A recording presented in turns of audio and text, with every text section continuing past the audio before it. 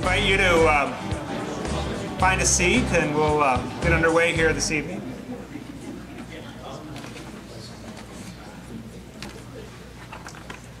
As I said, good evening. My name is Ed Hannenberg, and I hold the Jack and Mary Jane Breen Chair in Catholic Theology here at John Carroll University. And it's my pleasure to welcome you to the 5th annual Dolores L. Christie Lecture.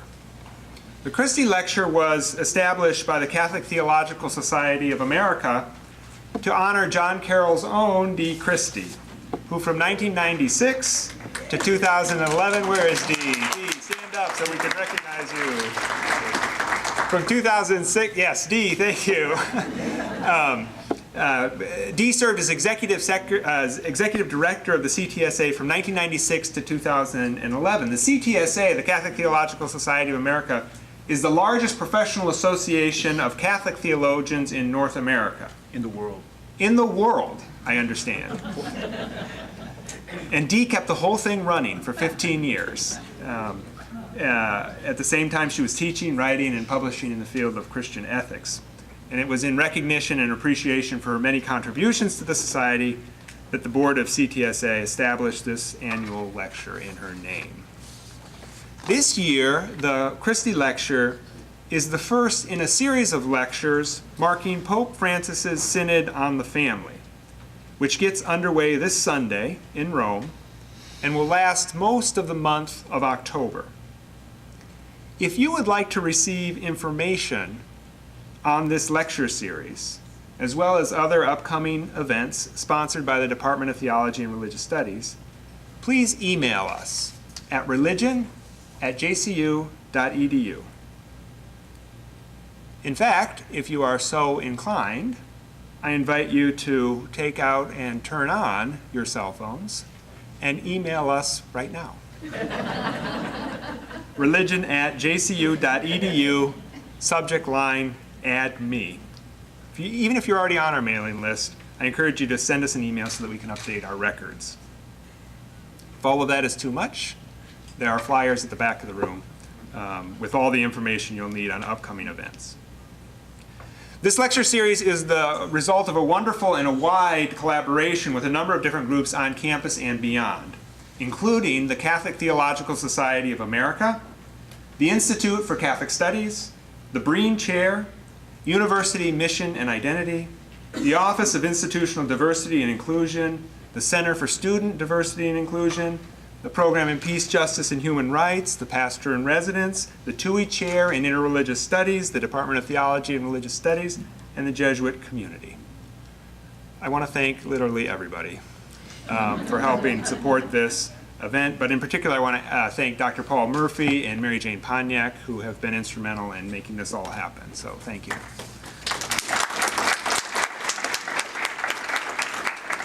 And now it is my happy task to introduce our speaker for the evening, Dr. Bradford E. Hinze, who is really one of the sharpest guys I know.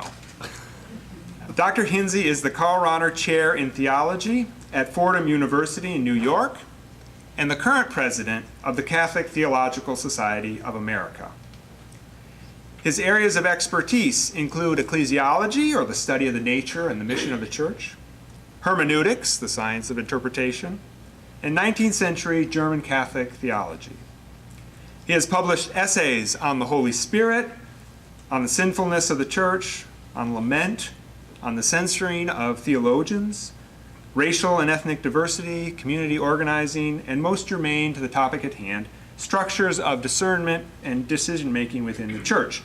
His book, Practices of Dialogue in the Roman Catholic Church, Aims and Obstacles, Lessons and Laments, investigates the implementation of synods and other forms of dialogue that took shape in the decades after Vatican II. Tonight, we've asked him to introduce us to the synod so that we might have a better appreciation for what's going on over in Rome over the next few weeks. Please join me in welcoming Dr. Brad Hinze.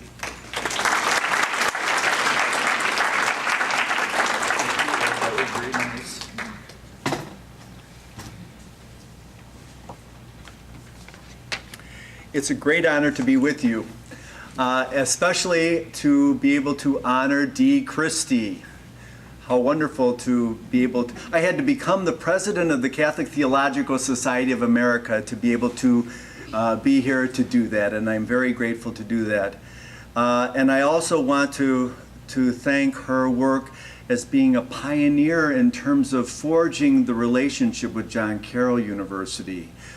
John Carroll University has played a very important role in the history of our society in terms of being a hosting institution for the executive director and for really being an institutional support for us for many, many years. And that has continued on. I don't know what's in the water out here or in the DNA, but Mary Jane Poniak now is our executive director, and there's something about the atmosphere. I don't know what it is. But we're very grateful to Dee and Mary Jane and John Carroll University. It's a good thing we're having a synod because I know something about synods. So I have a couple things to say, a couple stories to tell. In a few days, 279 representative bishops and ordained church leaders from all over the world will gather for a major assembly in Rome. That assembly is known as the Synod of Bishops. They will be joined by a number of consultants who will participate in their deliberation. 17 individuals, 13 of which I've heard are women, and 17 married couples. And I think 17 of those are women. The Synod's agenda is to discuss the vocation and mission of the family in the church and world, continuing a discussion that began a year ago at a similar gathering. Many Catholics are expecting, some hoping, and others fearing, that the bishops will use this occasion to address controversial topics related to marriage and the family. You can guess what these topics might be. The widespread practice of pre- and non-marital cohabitation, the once widely criticized and now frequently ignored Catholic prohibition against the use of artificial birth control, the ban against divorce and remarried people receiving communion at Mass. And there are quite a number of people who think this is an appropriate time for a discussion of gay unions and gay marriage. Besides these hot-button issues, other challenging topics are sure to be discussed. Domestic abuse in marriages and families, the impact of substance abuse, economic hardship, war, and refugees, to name but a few. The stakes are high at this gathering of bishops, and people around the world are going to be listening very carefully to what is said and the outcomes. Where is Ed? Can we turn this screen off, Ed? Maybe it's not possible. It's just flashing lights. It's like a show. What do you think? Oh, that would be the easy way. The button that says power off. Above my pay grade. What, you might wonder, is the significance of calling this assembly a synod? Synod is a word that comes from the Greek word synhodos. The prefix syn means with or together, and hodos means way. So the word synodos can mean the way together. Interestingly, the Acts of the Apostles in the Christian scriptures refers 6 times to Christianity as the way, as in the way of the Lord. The word synod began to be used in the 2nd and 3rd century by Christians to describe a gathering of leaders and disciples, a communal practice, an institution that they could have said helps us to find our way together, which is the title we chose for the talk. Today I want to explore with you how this upcoming Synod of Bishops offers a great example of Pope Francis's pastoral reform agenda. And in the closing section of my paper, for those students who are here, the last section of my paper is for you. So you're going to have to hold out now. No, not just for you though. But in the closing section of my paper, I want to consider what inspiration synods might offer us, you and me, as we try to find our way together. To connect Francis's pastoral reform agenda to the upcoming Synod of Bishops, I need to offer a little background. To do that, please permit me to put on my hat as an ecclesiologist, which is the theological version of a political scientist who thinks about the church with pastoral and practical concerns. Synods, or to use the Latin synonym, councils, have been conducted in the church ever since the first generation of followers of Jesus. The term describes a gathering of Christian disciples and apostles who are wrestling with a controversial and important topic. The Acts of the Apostles provides a dramatic presentation of what is commonly identified as the first of such assemblies. This story is more neat and tidy than the historical events they evoke. Yet the story is presented in the interest of providing an ideal for future generations. In Acts, this meeting took place in the city of Jerusalem around the year 50 in the Common Era. The apostles and disciples of Jesus Christ at this gathering were struggling with intercultural tensions between Jewish Christians, who were the dominant group in Jerusalem, and Greek or Hellenistic Christians, who were increasing in numbers in cities further in the north, notably Antioch. The difficult question they faced was this: do Hellenists or Greeks have to become Jews, or do certain things Jews do in order to be a Christian? How Jewish do Christians need to be? A group of Christians, some of Jewish descent, others of Hellenistic descent, and some who were of mixed origin, gathered together in Jerusalem to search for a resolution to this matter that they could all live with. This assembly, this gathering, was subsequently called the Council of Jerusalem, or we could say the Synod of Jerusalem, and served as a prototype. Now, when Catholics think of synods or councils, they usually think of the 21 ecumenical councils that were convened to discuss disputed doctrinal issues, from the Council of Nicaea in 325 to the Second Vatican Council, which ended in 1965. By comparison, Orthodox Christians and many Protestants consider the first 7 ecumenical councils as authoritative. But the words synod and council are used more widely to describe gatherings at various levels of the church, including nationally, in the local church or diocese, and in parishes. The terms synodality and conciliarity are now being used to describe the collaborative and supportive ways that Christians live in relation with one another. The documents of the Second Vatican Council gave new attention to the ancient institution and practice of synods. The Council used this term to accentuate and clarify the important role of bishops, spoken of collectively as the College of Bishops, in relation to the office of the papacy held by the Bishop of Rome.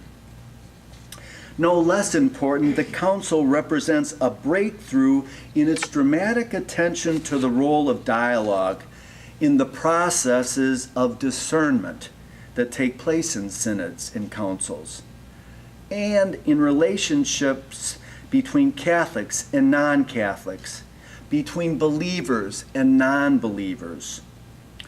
Before Vatican II, the communicative style of the Church was often experienced as triumphalistic, condescending, paternalistic, polemical, and shaped by a culture of clericalism. Vatican II used the influential buzzword of the 1960s, dialogue, to call for better forms of communication within the church and with those outside the church. This turn to dialogue represents one of the most monumental changes that took place at the council. Bishops and clergy were challenged to promote dialogue among one another and with the laity as equals, to listen and learn from each other, and to collaborate in ministry and mission. In a radical departure from the tone of the pre-conciliar church, Catholics were likewise encouraged to promote dialogue with those outside the church, people from other Christian churches, other religions, and people with alternative, sometimes opposing worldviews.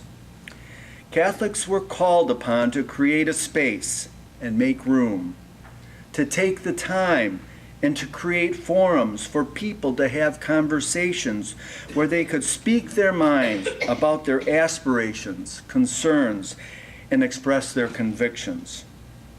To do this, everyone in the church needed to improve their communication skills, their ability to listen to each other and to talk openly with each other, and to promote constructive conversations in their own communities, with other religious communities, and in civil society. A crucial factor behind what we're seeing unfolding today in Pope Francis's pastoral reform agenda goes back to Pope Paul VI, who issued a declaration in 1965 that established the Synod of Bishops, formally introducing it into modern church doctrine and canon law. Try to imagine the significance of this drama. Pope Paul's papal decree was released only a month before thousands of bishops from around the world at the council had planned to present their own teaching on the nature and structure of the Synod of Bishops, a topic they'd been discussing for years at the council. The bishops viewed the structure of the Synod of Bishops as giving concrete expression to the teaching on the College of Bishops, which was a centerpiece of the Council's achievements in its 1964 dogmatic constitution of the Church. This document taught, and I quote, "The order of bishops is the successor to the College of the Apostles in their role as teachers and pastors, and in it the apostolic college is perpetuated." End quote.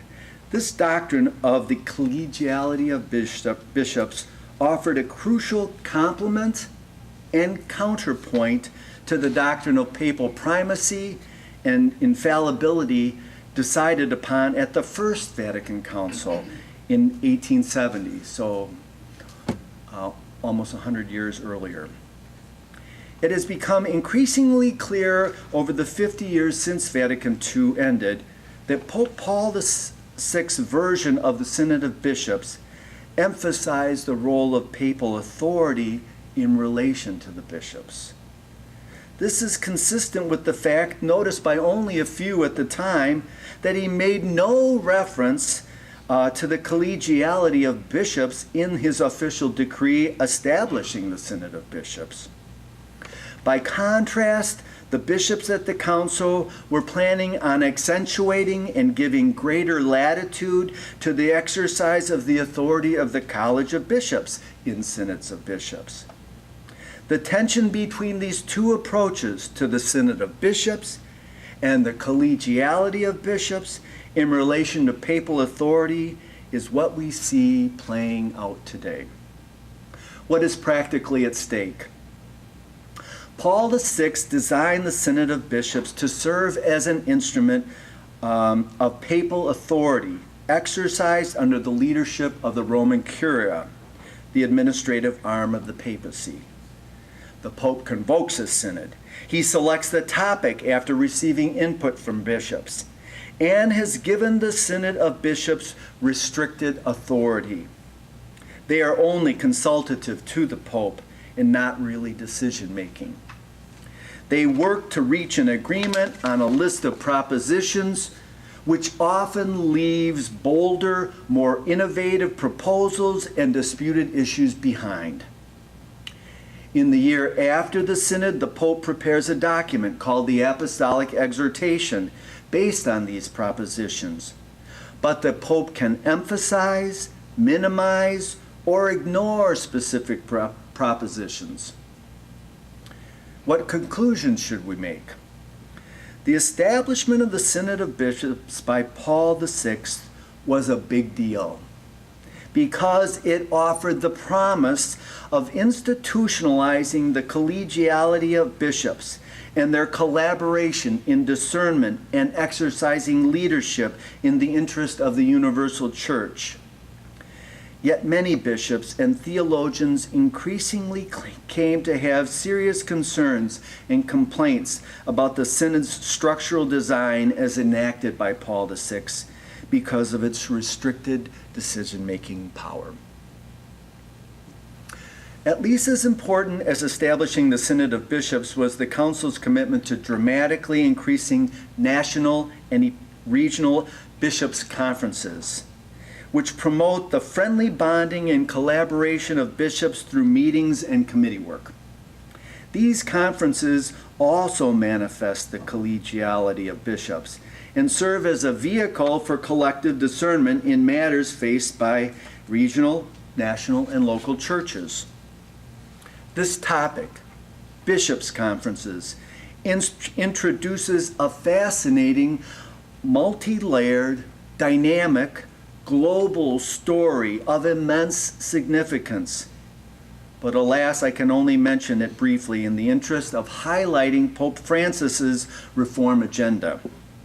In the aftermath of Vatican II, new national and regional conferences of bishops were increasingly established around the world, literally around the world, and began to exercise their own authority, addressing issues that merited serious attention.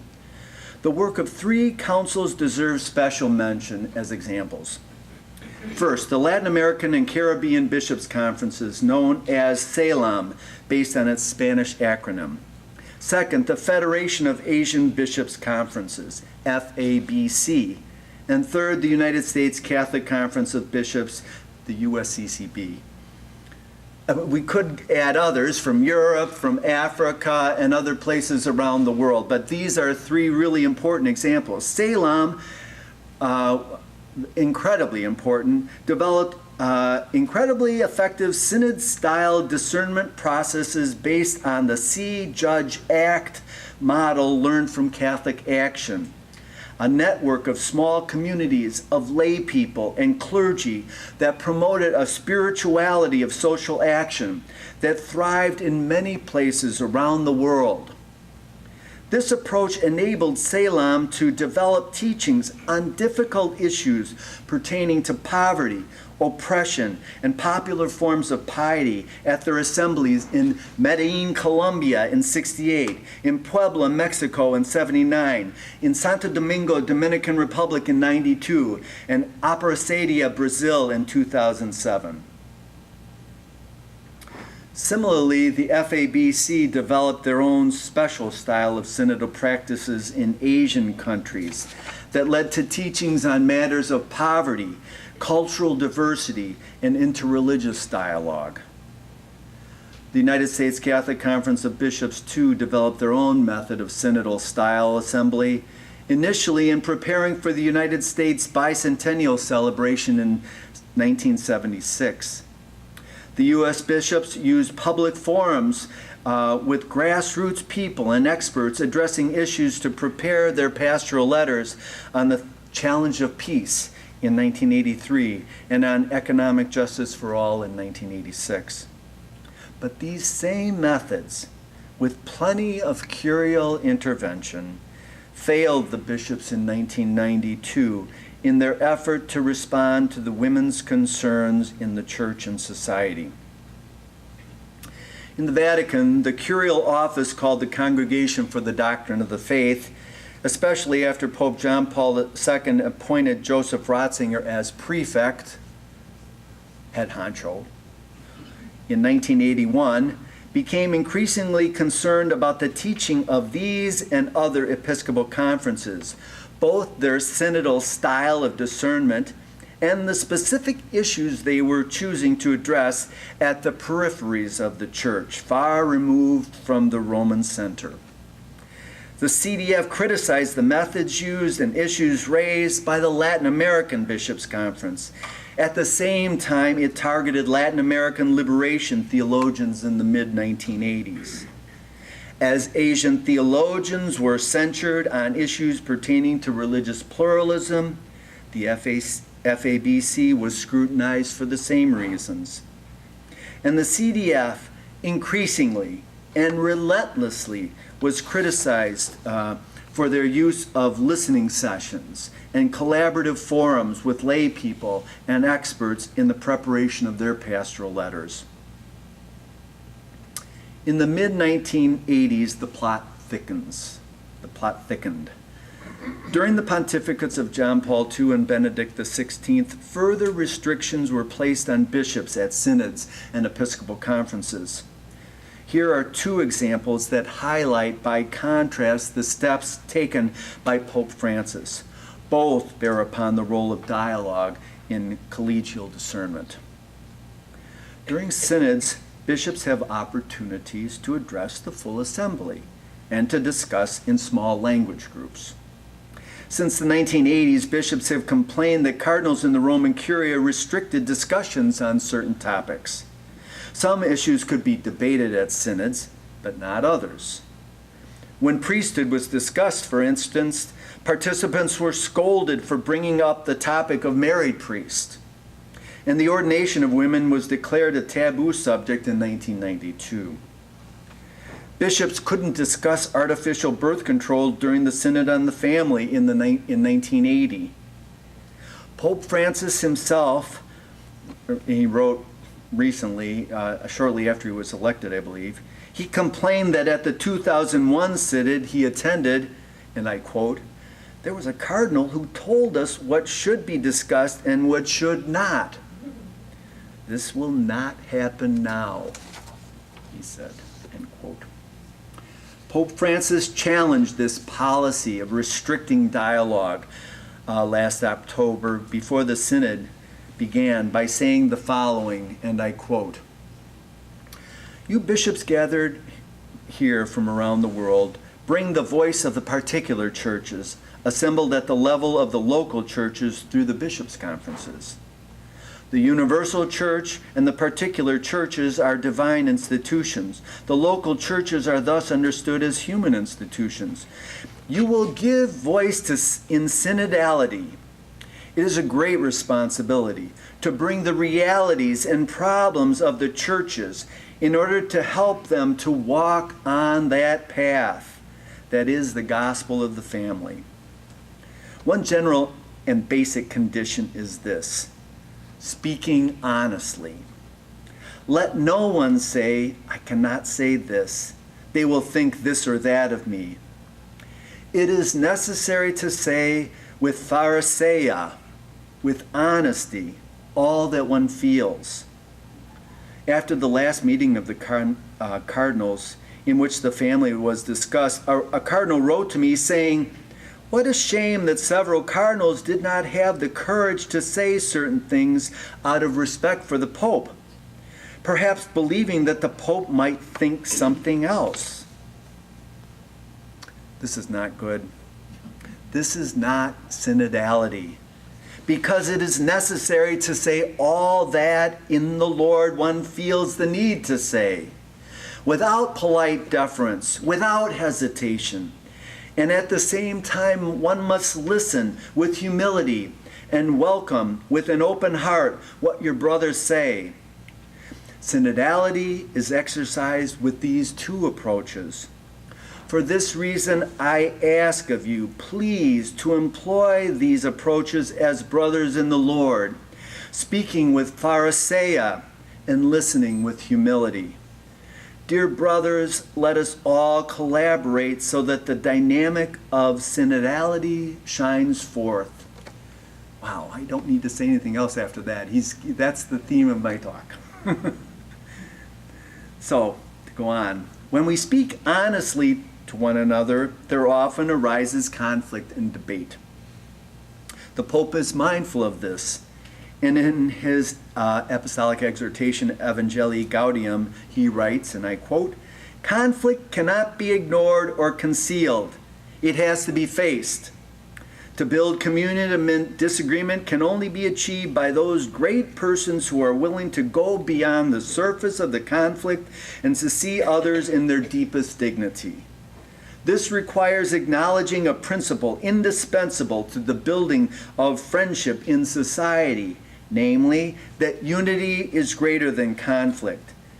Solidarity, in its deepest and most challenging sense, thus becomes a way of making history in a life setting where conflicts, tension, and opposition can achieve a diversified and life-giving unity."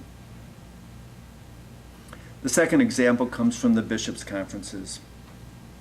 As I have already stated, Pope John Paul II and Cardinal Ratzinger called into question the extent of the teaching authority of Episcopal conferences during the 1980s.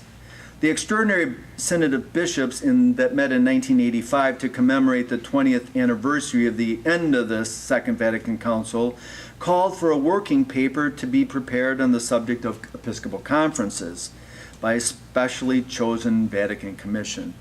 So remember, before 1985, there were all these grumblings by the Roman Curia, the Congregation for the Doctrine of the Faith, of what was going on at the FABC, at Salem, at the USCCB, at the Assembly in 85. Somebody said, and it was somebody from the United States said, well, we should probably get somebody to write a paper about that. Write a paper on Episcopal conferences. The resulting document was widely discussed and debated among Catholic bishops, theologians, and canon lawyers. A key distinction was introduced in this working document.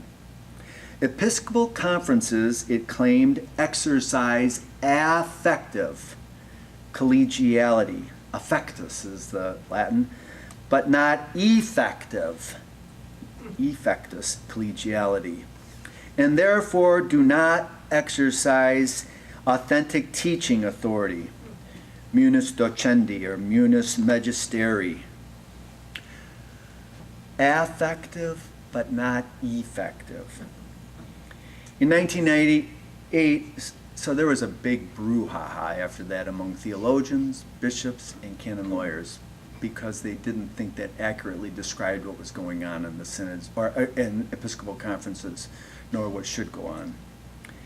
In 1998, John Paul II issued his apostolic letter on the theological and juridical nature of Episcopal conferences, which placed restrictions on the teaching authority of bishops' conferences. It basically didn't acknowledge that they had effective collegiality. Processes of discernment through dialogue in bishops' conferences may support affective bonds of collegiality, affective charity, but not effective collegiality by issuing authoritative teaching. Pope Francis has modeled a wonderful innovation and an elegant reversal of this position by quoting extensively in his Evangelii Gaudium and in the Laudato Si from statements by Episcopal conferences from around the world. By so doing, this has never been done. I know of no other document, no other apostolic exhortation, and no other encyclical that has cited other bishops' conferences' statements. By so doing, he is recognizing their effective collegiality, or at least conferring that level of authority on their documents. The periphery is teaching the center, and the center is witnessing to it. The universal church listens and learns from the peripheries, from regional churches, and the universal church honors their effective collegiality. This two-way movement is at the heart of Pope Francis's reform agenda, to advance the collegiality of bishops and to promote dialogue and listening in the church. In case you were wondering, my paper is beginning its final crescendo now. Start the violins and cellos. Alongside Pope Francis's efforts to strengthen the collegiality of bishops, and equally central to his reform agenda, his advocacy of one breakthrough teaching from Vatican II. The entire church needs to listen to and learn from the sense of all the faithful people of God who share in the prophetic office of Jesus Christ by the anointing of the Spirit given them in baptism. Consequently, bishops in synods must promote open and honest dialogue with the people of God, just as they have done in Episcopal conferences. The notion that everyone in the church should listen to and learn from the sense of the faithful among God's people has a long lineage, but it was explicitly taught for the first time at Vatican II. This teaching has been practically implemented by bishops' conferences around the world through the use of surveys, public hearings and forums, and through collaborative drafting committees. And Pope Francis has urged the use of surveys far beyond former experiences in preparing for the last two synods, and welcomed participation by lay people and various professionals in the deliberative process of the bishops. Finding our way together, synodality requires heeding the voices of all the faithful.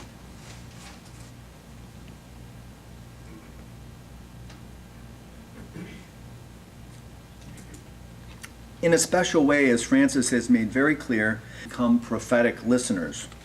This means being alert to outlying voices at the peripheries, the margins, the borderlands, globally and locally, to those whose voices have been ignored, misunderstood, and abused, and especially the cries of the poor and the cries of the earth.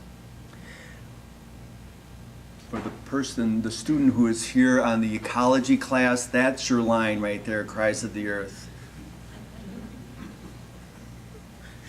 She heard me. Many who have suffered from prejudice and discrimination because of their gender, race, class, country of origin, or sexual orientation do not trust dialogue and regard it with suspicion. Some have seen how people from privileged populations use dialogue to increase their own power and advance their own gains at the expense of their less powerful interlocutors. The challenge Pope Francis urges in response is to listen to and heed marginalized voices through dialogue in order to work against this misrecognition and distortion through acts of authentic prophetic solidarity. So, does Pope Francis's reform agenda about finding our way together through dialogue in synods have any relevance for us? Different members in our audience may answer this question differently. Some of us might be looking for more participatory structures of dialogue, discernment, and decision-making whereby lay people can collaborate with clergy in their parish and diocese. Those people might find their way together through diocesan synods and diocesan and parish pastoral councils. These are local forms of synodality and conciliarity. Pope Francis was honest when he said in July 2013, "The good functioning of such diocesan and parish structures are critical for promoting the mission of the Church, but that on this score we are far behind." The Pope went on to raise pointed questions about why these dialogical structures do not function well, asking, and I quote, "As pastors, bishops, and priests, are we conscious and convinced of the mission of the lay faithful, and do we give them the freedom to continue discerning in a way befitting their growth as disciples, the mission which the Lord has entrusted to them? Do we support them and accompany them, overcoming the temptation to manipulate them or infantilize them? Are we constantly open to letting ourselves be challenged in our effort to advance the good of the church and her mission in the world? End of quote. Alternately, some among us might be inspired to get involved in work for social justice by promoting forms of grassroots democracy, which cultivate in civil society dialogical and deliberative methods analogous to local forms of synodality. In this vein, when Pope Francis addressed popular movements in Bolivia in July of this year, he was acknowledging that people can find their ways through community organizing, which teaches people to use dialogue and group discernment to identify pressing issues and promote social action to address poverty, economic injustice, and racism in matters of employment, housing, healthcare, education, and policing, especially among immigrants and refugees. Still others among us may be drawn to small religious communities that can accompany and assist them as they seek to find their own way, searching for their vocation and mission in life. These groups offer more intensive, intimate settings for faith sharing, scripture reading, shared prayer, and for people to talk about their personal struggles, to find their ways, and in the process to discover and discuss their great desires. For many, these desires include an aspiration to reach out to those who are suffering, or to address the great medical, social, environmental, economic problems in the world, supported by a prophetic lifestyle and a sense of missionary discipleship. Ultimately, for all of us to find our ways as individuals and communities, we need to cultivate a deeper dialogue within ourselves, an inner dialogue that is connected to the sense of faith and the sense of the faithful, through which we share in the prophetic anointing of the same Spirit bestowed on Jesus Christ. This prophetic anointing allows us to heed, receive, and respond to the Word of God encountered in Scriptures, in communal and personal prayer, and in the witnesses of faith who hand on the faith. But this prophetic anointing also enables us to heed, receive, and respond to the voice of the Spirit in our own deepest desires, our aspirations, and our deepest laments in life, as well as in the aspirations and groans of those who suffer, the cries of the poor, and in the cries of the wounded earth. Finding our way requires discerning, in our concrete circumstances and with our particular gifts, how we are called and challenged by this Word and Spirit. As Ignatius of Loyola taught, we need to learn how to discern our way through the consolations and desolations in our daily lives. Consolations provide sources of spiritual energy and orientation and a hunger for God, just as we are aided as we struggle with desolation in dynamics of darkness that bring dissipation, disorientation, and despair. How do you and I find our ways individually and in community? We do so through dialogue and discernment. We find our way by attending to and by heeding our deepest desires, and by learning how to understand and respond to our consolations and desolations in daily life. These point us to the sources of our gratitude, motivation, and fulfillment, and to the manifestations of our precariousness and grief, and simultaneously invite us into solidarity with others who are marginalized in our own communities and who are living at the peripheries in the world.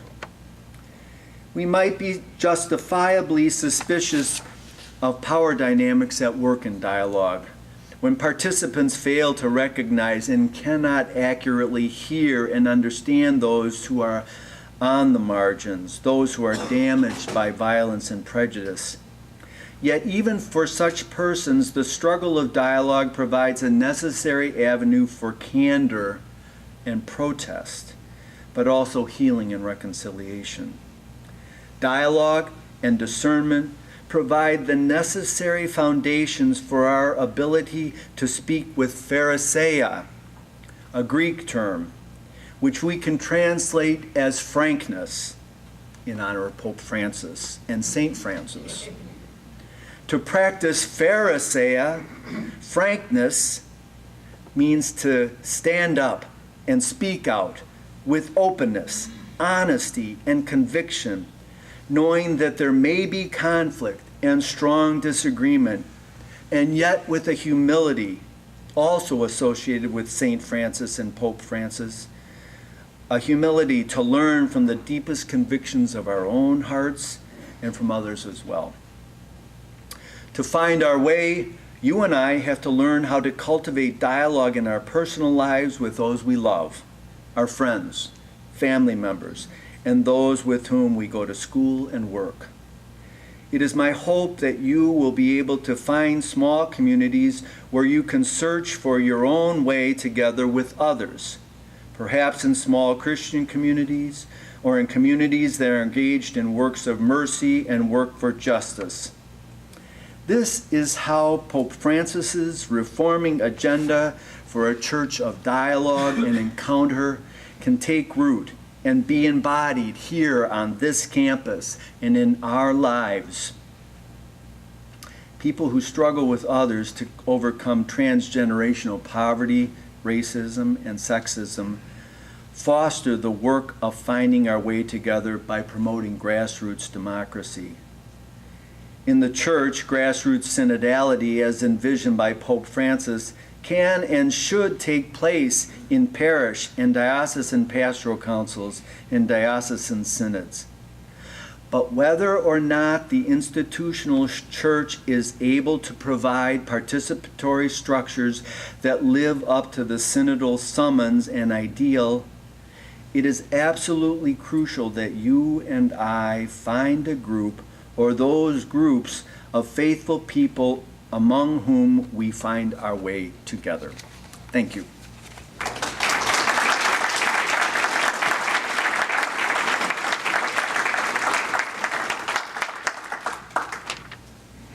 Well, thank you very much, Brad, for that wonderful overview, introduction, and framing of the Synod ahead. We've got a few minutes. We didn't actually talk about this, but we've got a few minutes to take some questions and comments and give Dr. Hinze a chance to respond. Yeah. So like at synods, there are certain topics that are taboo. We won't talk about certain things. There was a portable mic up here, but they stole it from me. Oh, they hit it. What's this week?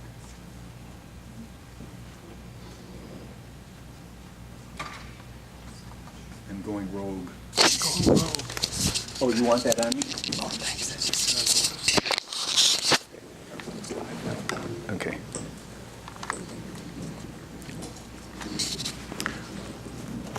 Oh, my friends from Ursuline left. I was going to pick on them.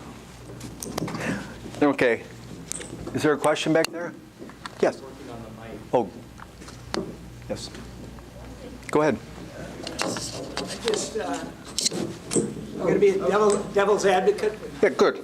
Just a devil's advocate for a moment. I don't necessarily believe what I'm about to say. I wonder if, I'm very impressed with the progress, the so-called progressive approach of the church, the synods, and everything you've had to say. But I'm reminded of the origins of this country back in the 18th century and the mess that we created in this democracy that exists today, where there's no consensus necessarily around anything, and hasn't been for a couple of hundred years. And I wonder if we in the long view, gain from opening up the dialogue to every different approach, idea, thought, prescription that is out there that is perceived to be, by the utterer, truth. We all speak from different countries, different cultures around the world, the millions and millions of Catholics. As we collect all these ideas, thoughts from the grassroots, there will be no unity of thought at the top of the pyramid when it gets there. It won't happen. This country is an example. We're still fighting the battles today that existed more than 200 years ago.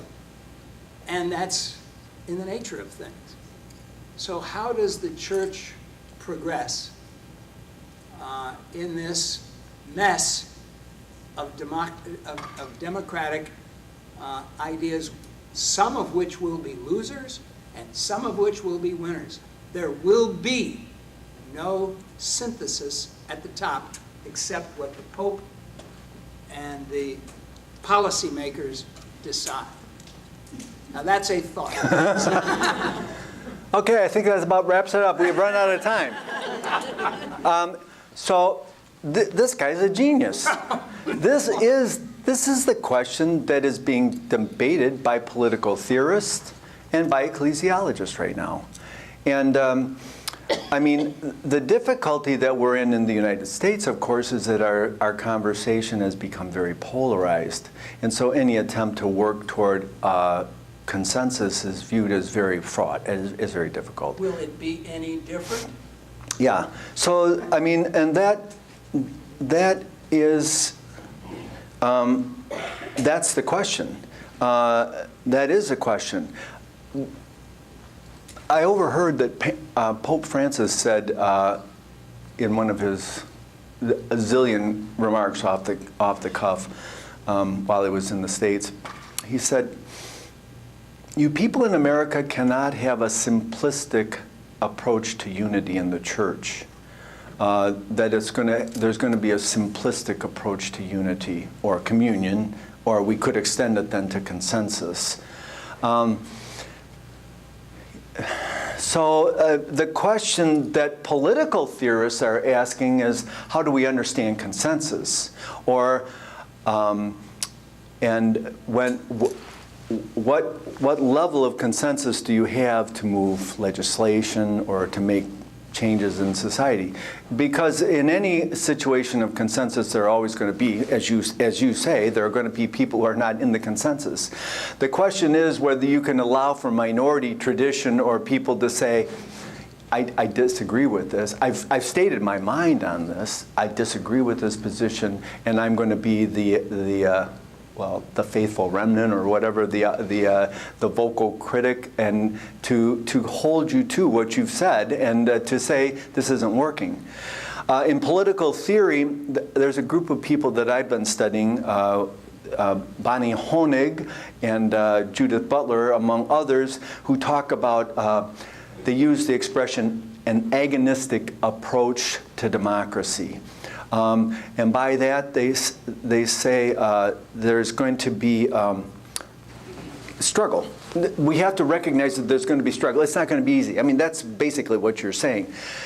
Here's the other thing that I find kind of intriguing about Pope Francis is Pope Francis is from Latin America, and he's been with the Latin American Bishops' Conference, CELAM, for a long time. I mean, he's been watching it, and the fascinating thing about Latin Americans is they're Latin American, and they feel things very deeply, and they argue for positions very strongly, and they debate a great deal about their positions, and they're very familiar with that. When Francis talks about conflict in the church, he knows that in his bones. He's seen it, and he knows that the positions that have been crafted out of CELAM have come out of conflict and of struggle and of wrestling. And I think he's recognizing that there needs to be more of that in the church. His big thing is he's been railing against ideology, and the problem with ideology, he says, it's all from the top down. It's all from theorists up here who don't have dirty shoes. They're not working with local communities. And he says what we need to do is to have people who are facing realities on the ground. I don't think he's naive in saying that, but I also think he probably has far different expectations. So, for instance, the synod coming up. I think what he's trying to do is to set up the conditions for the possibility for the synod to grow up in its exercise of synodality, which means they need to be able to be more open with each other, more honest with each other, and that the fights are a little bit more honest. They're not under the table. They're not political moves under the table, but we have them up here on top, and we can talk about them and divide. Now that's no short-term solution. But what it is he's saying, I think that's the brilliant move of saying, we're going to have a synod last year. We're going to have a synod, but then we're going to have another synod the year after. He wants this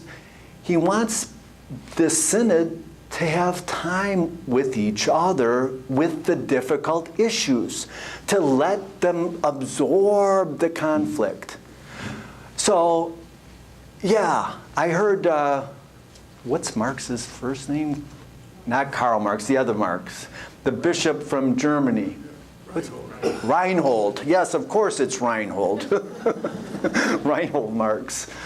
Reinhold said last week, he said, well, we must know in Germany, that he was talking about the indissolubility of marriage, He says, this is, of course, it is the teaching of the church.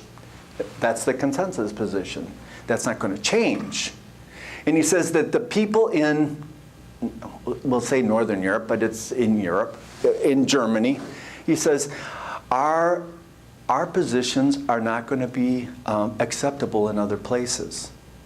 And that's reality. In Africa, in certain Middle Eastern countries, not going to happen in his lifetime and in my lifetime. The question is, though, if we bring out the discussion of the diversity of voices, though, in the church, is there a learning process that goes on in the church? Now, can you create a context where that kind of learning process can move forward?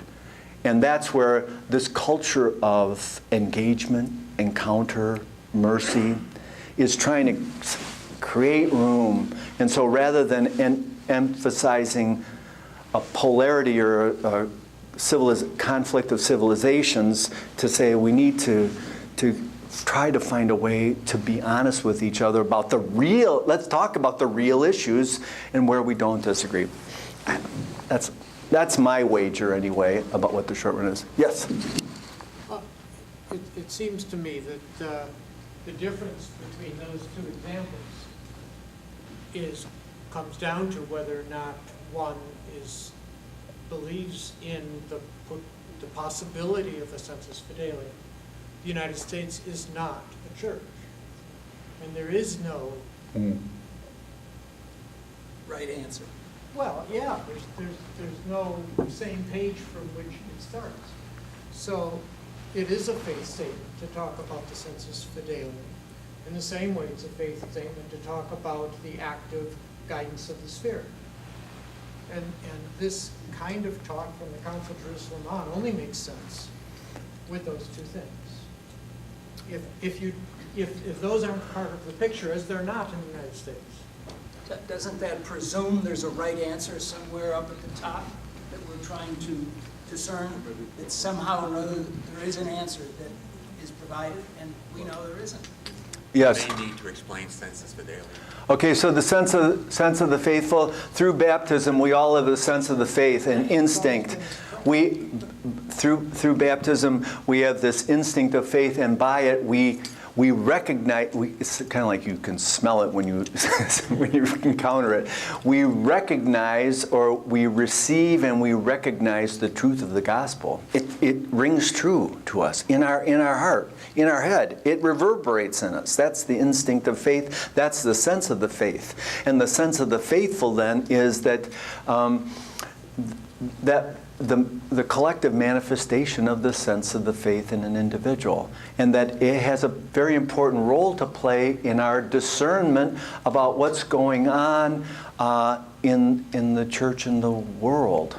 It helps us to develop doctrine, and it also helps us to apply doctrine. It helps us to apply the deepest convictions of our heart in our everyday life. That's what the sense of the faithful about. Sense of the faith and sense of the faithful. I need a question from somebody who's under 25. Oh, good. Okay, yeah, that's close.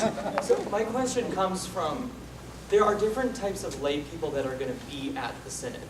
Are there any... Oh, yeah. Okay. Are there any from the LGBT community that are going to be there? Because if this is going to be an issue that's talked about, if there's no one who's there that Do you know the answer? speak to that, how They'll can it be be? there, but whether they'll be out enough to speak to it is Yes. another issue. Yeah. Oh, were they invited? Yes. Oh. I would probably, yeah, my hunch would be no, but, yeah. Are you talking about people who are ordained or people who are not ordained? I mean, the reason I question Nobody groaned at that. We talked about it over here briefly. Oh. I mean, yeah, okay. I mean, the reason the question comes is reading the document that came out last year, the language in it doesn't breed communion with. I mean, the language used is homosexual tendencies. It's not a tendency, it's an orientation. Mm-hmm. So it breeds someone that wasn't part of the community that's there to say, hello, this isn't a tendency for me, this is an actual being. This is who I am, this is a sense of me, my senses today. Mm-hmm. So I was just wondering if there's anyone who can speak to the bishops at the Synod about this topic. I know it's not a big one. I mean, I think it was only 2 paragraphs. But I was just wondering if there's anyone there that will be able to speak firmly and frankly about this topic. Yeah, I mean, I think that is why people would have suspicion about the exercise of dialogue in the church. It's like, and whether it's on issues of women or of people in the LGBT community, and saying, you're having a conversation about something that's very important in my life, and you're not having anybody has the experience around the table. Yeah, that's kind of important. It's a great cause for grief, and yeah, and more. Yes, Dee. Maybe the wine was wearing off and I didn't get the distinction, but you talked about affectivity and effectivity.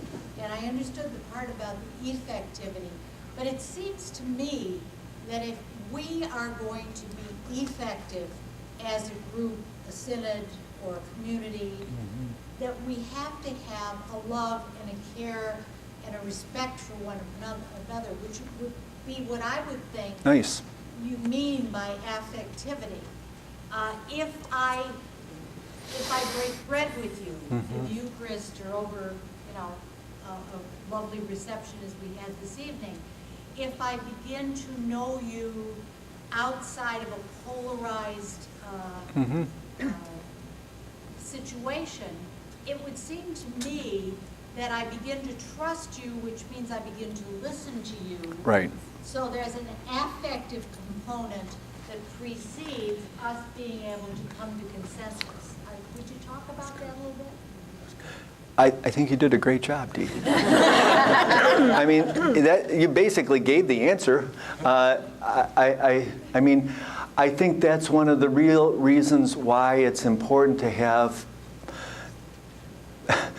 more women in the curia, you know. To Michael's point. Right, exactly. Yeah, right. It's why it's more important to have people representing those positions who are part of the conversation, whether it's in Episcopal conferences or even diocesan synods. In my parish, we're in the process of doing a parish pastoral discernment process, and we're doing one-on-ones with anybody that will do a one-on-one with us. And one of the issues that came up in our conversation, we don't have a significant percentage of LGBT people that I know of, but people were saying, are we hospitable enough to these communities? And that's an outlying voice that needs to be heard in the assembly when we gather. And that's the difficulty. I mean, but see, so yes, it's bleak right now, but the point is, for the first time, we're talking about it a little bit. Yeah. Okay. Oh. Maybe one more question. Yeah. Thank you, Dr. Hinze, for your talk. I guess my question is about what we can hope for with this synod coming up in October. There's a certain set of issues on the table, and I'm wondering if you were a lay man, if, you know, the synod growing up and its exercise of synodality is very important, so maybe how we have the conversation can evolve, and that's a good thing. But the content of the, you know, the bullet points you gave at the beginning about the things on the table, What would it take? What would it take, Elizabeth? Just let me know. What would it take? What could you walk away with that you'd say, oh, that was, yeah, I'm glad. I don't know. Start by the Holy Spirit. It worked at Vatican II. Yeah, that's true. Invoke the Holy Spirit. Yeah. I mean, I've heard one opinion expressed, and that is, you know, that the first synod talked about certain things that we've not talked about, you know, in the open. One opinion was that, well, you were raising expectations. So people like Elizabeth now are going to come and they're going to think, oh my God, we're going to talk about these things again, and then people are going to want something to be done, and they're going to be frustrated, and they're going to walk away grumbling. My friend up here is saying, yep, that's what's going to happen. And the same thing will be true 100 years from now. Same issues. Yes, Joan, do you have an answer? I don't have an answer, but this is something that I think about a lot. I think American Catholics have a very strange understanding of how Roman law works.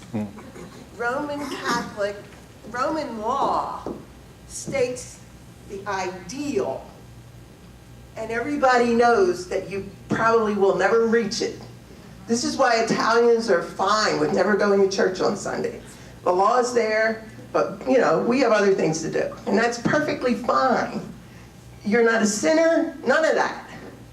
We think of law as the absolute minimum that we have to do in order to be good. So when the church has a law about marriage, in Italy, okay, we're not supposed to get divorced, but that's the ideal, and so we're getting divorced, no big deal. And in the United States, you're out of the church if you get divorced. I mean, it's a big difference. I think we American Catholics, if we're expecting changes in canon law coming out of this synod, we're going to be sorely disappointed. What I really like is the Pope's pastoral approach. You know, these things aren't going to change, but in the confessional, at one-on-one, as pastor to a person, you say, okay, that's fine. You know, follow your conscience. This I think is a big deal for us American Catholics to learn something about. And that's brilliant. And that's precisely the point I was trying to make, that it's the Pope's comment, off the cuff comment, saying, you Americans have such a simplified understanding about what unity means. And that's why I love this quote that I read about conflict and tension. He says, thus becomes a way of making history in a life setting where conflicts, tensions, and opposition can achieve a diversified and life-giving unity. So it is a pastoral approach, and it's recognizing we have to have, what do we have? We have a low degree of, low tolerance for ambiguity, and we have to have a higher tolerance for ambiguity. And that's what emotional maturity is all about, having a higher tolerance for ambiguity. I think that's probably true. Yeah. And the Pope has more tolerance for ambiguity than a lot of us. Yeah. Thank you, Brad. Please join me in thanking him.